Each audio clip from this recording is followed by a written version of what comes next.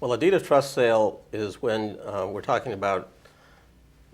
to be talking to the context of personal residences again. We're back to that. Yeah, let's go back to because most of the people here, Right. our viewers, are going to be dealing with their residences, Right. and so folks, investment properties may go a little beyond what we're talking about here. Right. So most of those are going to be secured by a deed of trust. Yes. The mortgages are going to be secured by a deed of trust, which means that when it comes time, if the property is going to be foreclosed because of a default on the payment, the lender has a choice of either going to court and doing what's called a judicial foreclosure or going through a trustee sale.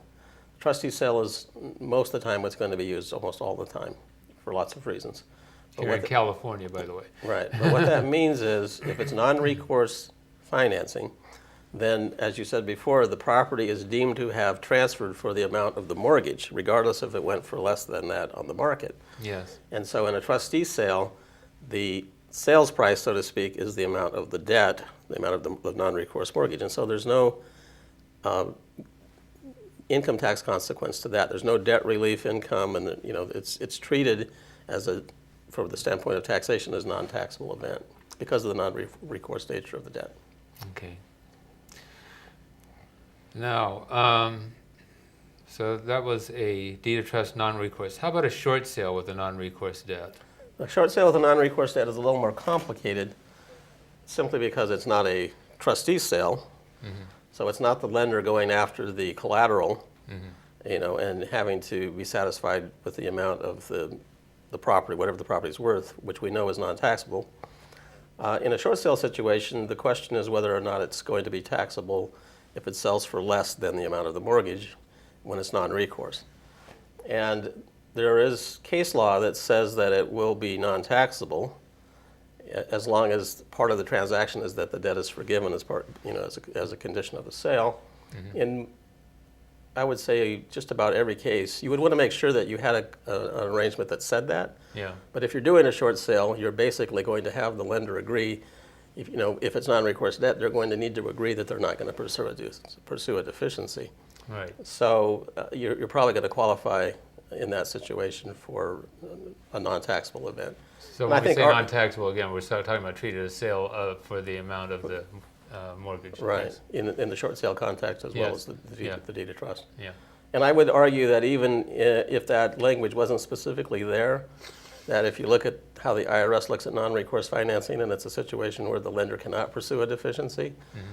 even in a short sale, if you have the agreement that they aren't pursuing the deficiency because it's non-recourse, I think you have a good argument that it should be non-taxable. Yeah, you might want to disclose it. You might want to disclose in any case because we're hanging our hats on this case. Right. So it's called the Breyer Park decision.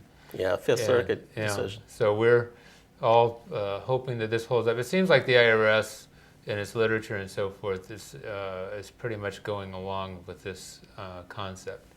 So some of these things we're waiting for case law to develop, which we're going to be seeing happen in the coming years as the IRS audits some of the tax returns for people that are dealing with these transactions right now. Unfortunately, it will take a very long time because the court system is a slow process anyway, and if cases are appealed through the system, it could take years before you get final resolution. Yeah, that's okay. What's the tax consequence of a foreclosure for a recourse debt? Okay, again, the most typical transaction in California for residential property is going to be a trustee sale. But this time, because it's recourse financing, the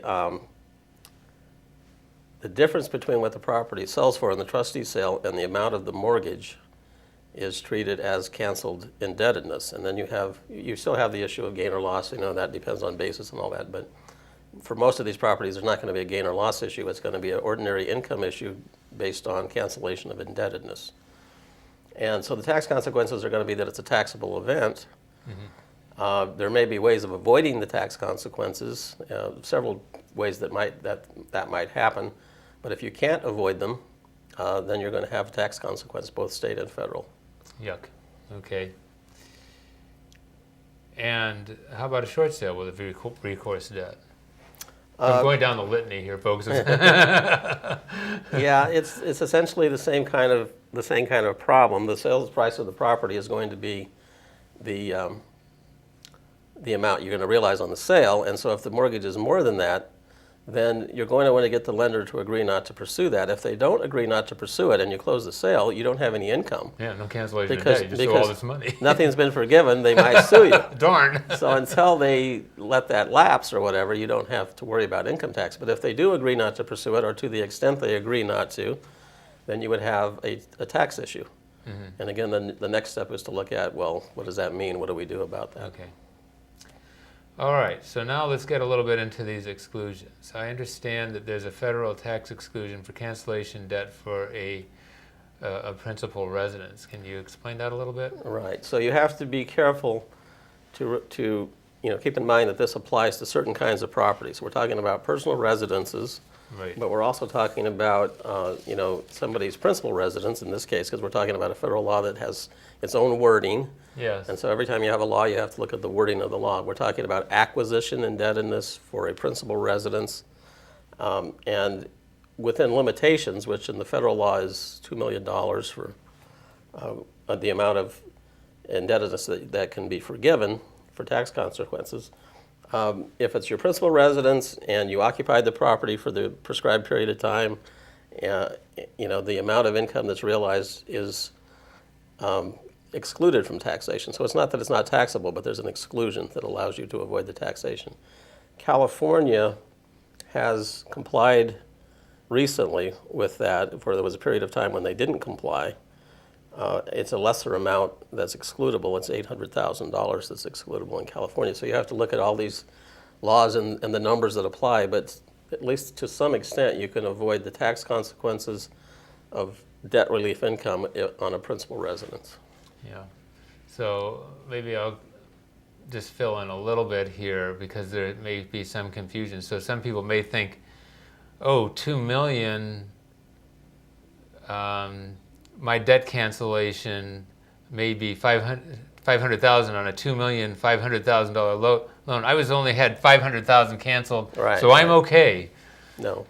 No. So it's the amount over the $2 million of mortgage Right. that may be subject to tax. And so so you have to look at that. And when you talk about $800,000 for California, well, there's an awful lot of $1 million mortgages in Right, California. Right. With our real estate prices, especially here in Santa Clara County and some of the other tonier areas.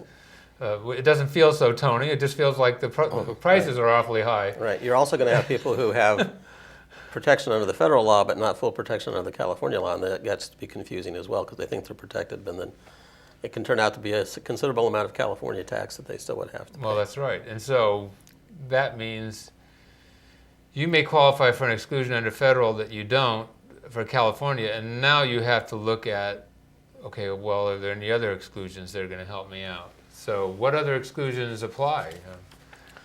Well, you could, instead of going through these processes, you could file for bankruptcy. Yeah. You have to qualify. If you have a $2 million house, you may have trouble qualifying.